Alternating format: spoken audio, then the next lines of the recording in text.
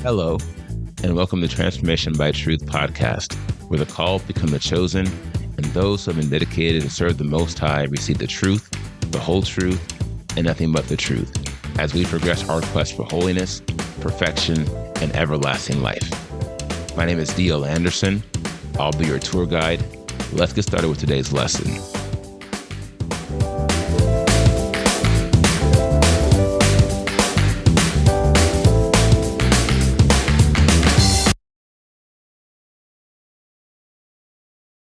Hello, my friends.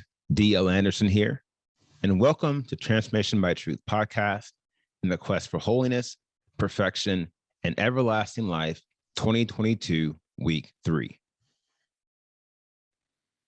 Now, today we continue our Perfection and Everlasting Life series, 2 weeks to examine the prize and the goal of the quest for holiness. Now, today is Lecture D of a Word of Truth accounting of the spiritual models of perfection and everlasting life, Day 5.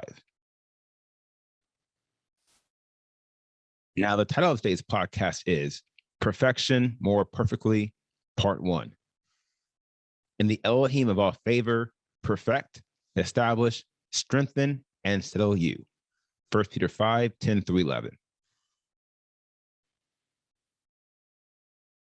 Now, the objectives of Lecture D are: analyze the model of a perfect assessment, examine the link between our levels of knowledge and perfection, examine the conflict between perfection and rightness, and reveal the destruction of those fixated on rightness.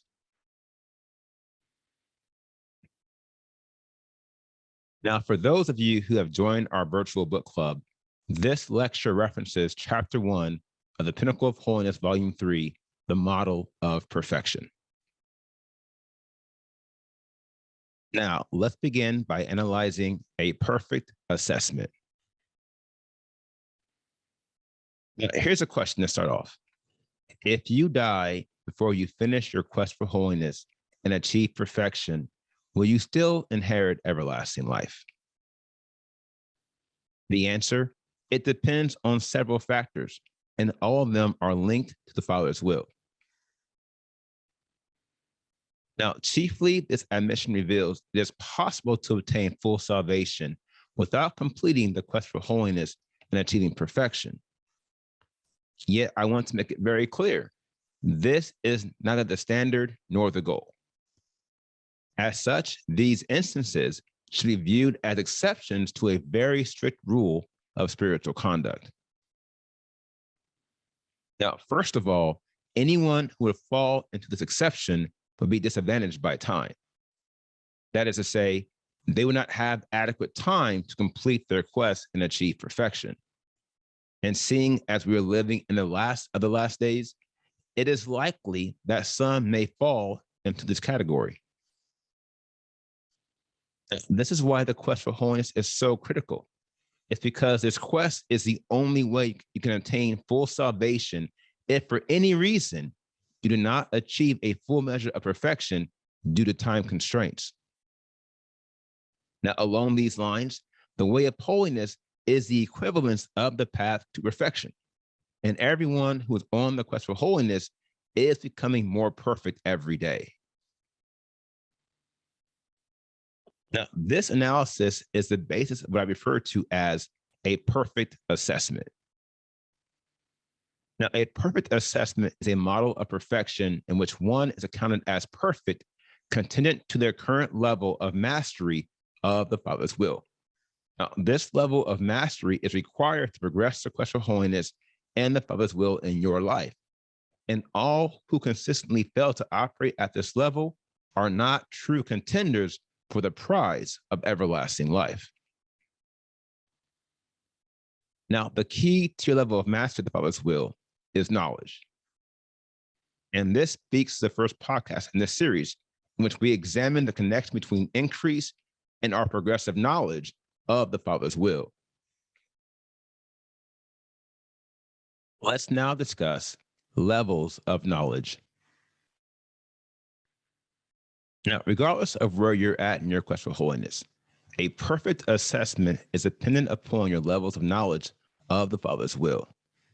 Therefore, as it would be impossible for anyone to be a master of knowledge they don't possess, there exists no universal standard of perfection at the detailed level. Bring this down to a personal level, the standard for my perfection is not congruent to yours, for our levels of knowledge are not the same. Likewise, we possess various degrees of talents. This is why the assessment must be executed by the Father. As there are numerous factors which come into play, it's impossible for anyone to evaluate you against the Father's standard of perfection.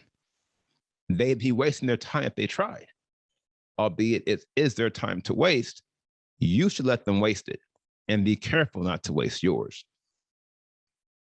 And this is just one of many reasons the scriptures warn against judging others, for there is no comprehensive standard by which we could possibly execute an accurate evaluation. As the adage goes, no one knows what someone else knows. Now, seeing then as it's impossible for you to be a master of knowledge you don't rightly possess, the Father will now assess you by the highest level of perfection while you're on this quest. Unlike man, he is righteous, impartial, and fair. Now, when I say there is knowledge you don't rightly possess, I am saying there is a good reason for your lack of knowledge. Remember, the Father does not put more on us than we can handle. That includes knowledge, for knowledge is power. And there are some powers we can't handle during the early stages of our quest. Thus, we don't rightly possess it, neither can we. Now, in this example, the Father will not judge you for knowledge you do not have because you are meeting or exceeding his expectations by mastering the knowledge you have received. On the other hand, there are those so-called believers who are void of knowledge because they do not invest adequate time in the spiritual activities required to become masters of the Father's will. Now, unlike you, these false believers will be judged for their lack of knowledge because they had no true desire to acquire the knowledge they needed to grow. They did not search for it as hidden treasure. They did not desire it as if their lives depended on it. On the contrary, they aligned themselves with the wicked servant in the parable of the talents, and they too shall meet his fate. They will be plunged into everlasting torment where there will be weeping and gnashing of teeth. Let's move on to discuss perfection v. rightness. Now, the evolution of this discussion places perfection counter to rightness, goodness, and every other excuse men make to justify their refusal to walk in obedient faith to the Father's will. Let's start by discussing the conflict with rightness. Now, rightness, not to be confused with righteousness, is the quality of a person being right as opposed to wrong based upon their factual accounting or representation of a subject or matter. It is a universal and objective standard with no consideration of reasonable expectations of knowledge. It is simply a scale of correct, the incorrect, accuracy, the inaccuracy. Now, there are three key facets of this definition of rightness that I'll contrast against perfection. 1, rightness is universal. 2, rightness is objective. And 3, rightness is inconsiderate. Now, when I say rightness is universal, I'm saying there's only one standard of rightness, and you must be completely aligned with this standard to be right. For every other standard is, in effect, wrong. Hence the classic bow, right versus wrong. Now, on the other hand, perfection is multi-determined. Although there is one door that leads to everlasting life, there are multiple standards of perfection. However, each standard is aligned with a singular criterion of the Father's will. Next, rightness is objective. That means rightness focuses on the object, that is, the factual accounting of what is being evaluated. It takes no other factors into consideration as it seeks to evaluate what is right. Now, on the other hand, perfection is subjective. Perfection focuses on the subject, that is, the individual who is being evaluated. This includes all the factors of the subject and their relationship with the object. And third, rightness is inconsiderate. As rightness is focused on the object, it does not account for any reasonable lack of knowledge on the part of the subject. In this manner, rightness is inconsiderate. On the other hand, perfection is considerate. As perfection is focused on the subject, it considers the levels of knowledge of the subject. Perfection then is prescribed to the subject if they are observing the knowledge they have received. Now, the sum of this comparison proves perfection is reasonable and considerate, and not nearly as scary as some detractors are falsely making it out to be. Trust me, perfection is the only model that could be used to determine matters of eternal life or death. Now, imagine the alternative. Imagine if rightness was the door to everlasting life. Do you have any idea how much harder it would be? It would be exponentially harder, trust me, and impossible for us to calculate. Yet, despite this fact, the modern church has embraced rightness and, for the most part, shunned perfection. Let's talk about it. Let's now discuss the fixation that destroys. Now, when I say the modern church has embraced rightness, I am saying that most Christians assess themselves and others by the subjective evaluation of what is right versus what is wrong. Now, here lies many problems. First and foremost, this subjective evaluation of rightness is in direct opposition to the Father. Now, the word of truth confirms we are not evaluated upon what is right versus what is wrong. If we were, no one would be saved. Romans 3:10-12 reads, "There is none right, no, not one. There is no one who is understanding. There is none who is seeking Elohim. They all have turned aside. There is none who does good, no, not one." Now, Psalm 14:1-3 and Psalm 53:1-4 reads, "There is no one who does right. Yahuwah looked down from the heavens on the sons of mankind to see if there is a wise one seeking Yahuwah. They have all turned aside. No one is doing what is right, not even one." Now, these verses confirm the strict nature of rightness. When Elohim declares no one does right, he is clearly speaking to the strict standard of rightness, which sets the bar so high, no one can reach it. Now, we know Elohim is true, and no one is doing what is right all the time. No, not one. This is precisely why rightness is not the requirement for everlasting life. And praise Elohim, for we are not judged by the strict standard of rightness.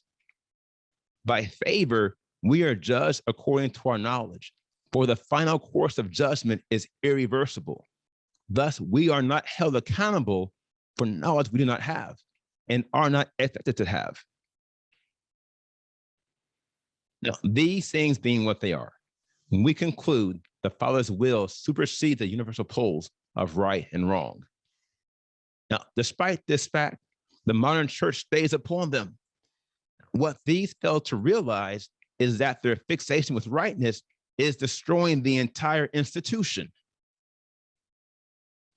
Now, there are two primary reasons behind this destruction, and both reasons are connected by the model of cause and effect. It begins with the acknowledgement that it's not possible for men and women to do what is right all the time, and this is a true assessment.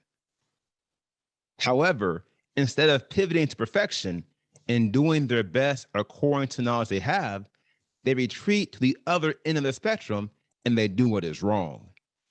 In essence, they continue in sin under the premise that no one can do what is right all the time. So why try? Now, here lies the biggest problem. By embracing sin under the unbearable weight of rightness and their forfeit of perfection, the modern church has invited a host of spiritual and physical troubles into their assemblies. At the same time, they have impeded the process in which they are insulated against these troubles and empowered to deal with them. Now, it's the proverbial inside job. My dear friends, Christianity has compromised itself by obstructing the Father's will due to their fixation on rightness, which is the cause, and it leads to an even more disastrous effect. That is the gross distortion of grace to account for the vast lot of Christians continuing in sin. Now, in this example, the modern church is forced to justify their continuance in sin because they have either overshot or ignored the middle ground of perfection. They know they cannot attain unto rightness and they cannot stop sinning.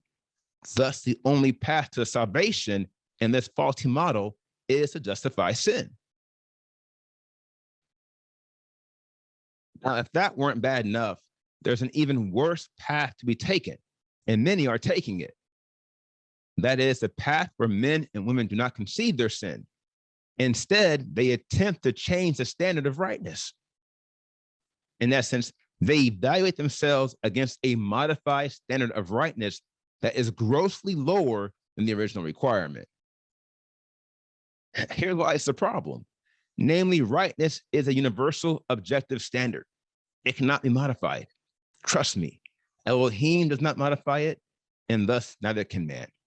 But man is modifying it, attempting to make the standard of rightness subjective and thus interpretational. Now, in this example, many church leaders are providing their members with a false license to be as right as they want to be, while falsely assuring them they'll yet be saved in the midst of and in the very act of blasphemy and irreligious activity. All they have to do is distort the grace and love of Elohim, and all will be well. This obviously is not true, yet it's one of many derivatives of the fixation that destroys. That is the burden of rightness and the destruction of the letter. Alas, the many are being destroyed and will be lost because of it.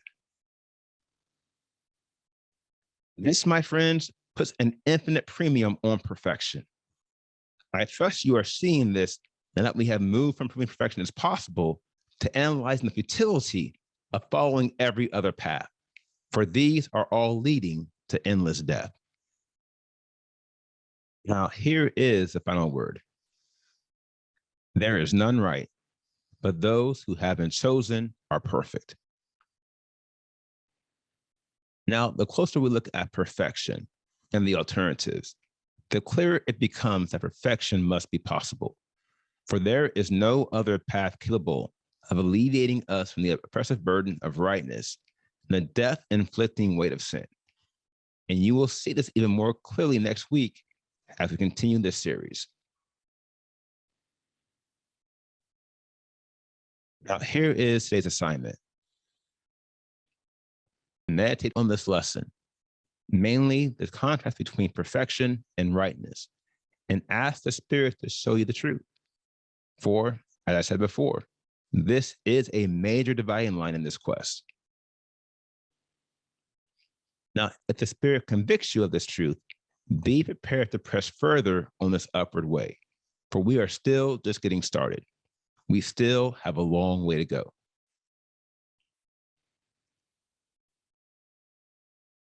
So here's what's next. Today's podcast, we finished Perfection More Perfectly Part 1. And next is week 2 of our Perfection and Everlasting Life series. Now, we'll begin by continuing this discussion on perfection and rightness as we transition from establishing perfection to illuminating it in its most glorious light. And it all begins on Monday. So have a great weekend, everyone.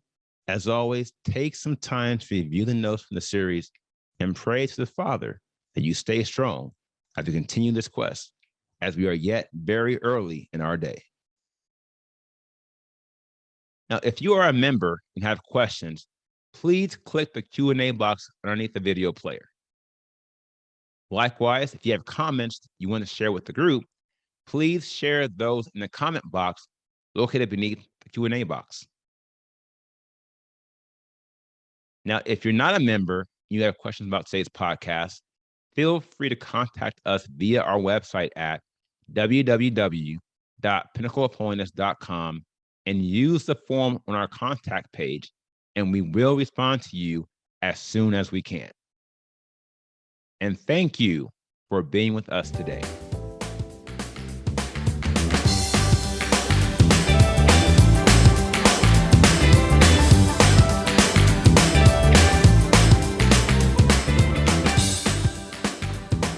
I hope you enjoyed today's podcast. Remember to tune in with us every Monday through Friday at 3 p.m. Eastern. And if you haven't already, visit us at www.pinnacleofholiness.com and make sure you sign up to join the quest for holiness, perfection, and everlasting life 2022.